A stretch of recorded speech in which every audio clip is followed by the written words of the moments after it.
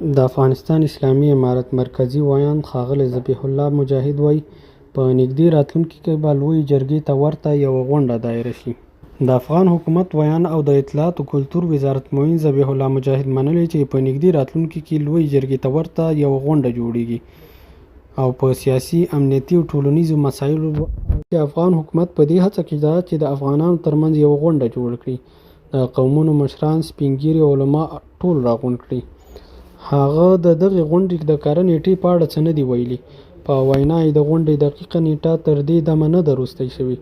د حکومت ویاند ویلي چې دغه غونډه کې به د قومونو ځینې استازي، دیني عالمان او سیاسي څېرې ګډون وکړي. بلخوا د پوهنې وزارت ویاند عزیز احمد ریان وایي چې د ښوونځیو د بیا پرانیستلو په اړه یو مشورتي کمیټه جوړیږي. هغه وویل تر هغه ځایه چې زه خبر یم دا واقعیت لري چې د عالمانو یو کمیټه په دې اړه چې د نجونو ښوونځي تر کومو شرایطو لاندې پرانیستل شي ټاکل شوې ده. پر افغانستان د نوي حکومت د بیا واکمنېدو څه د پاسه 9 میاشتې کېږي، خو لا هم د نجونو ښوونځي نه دي خلاص شوي.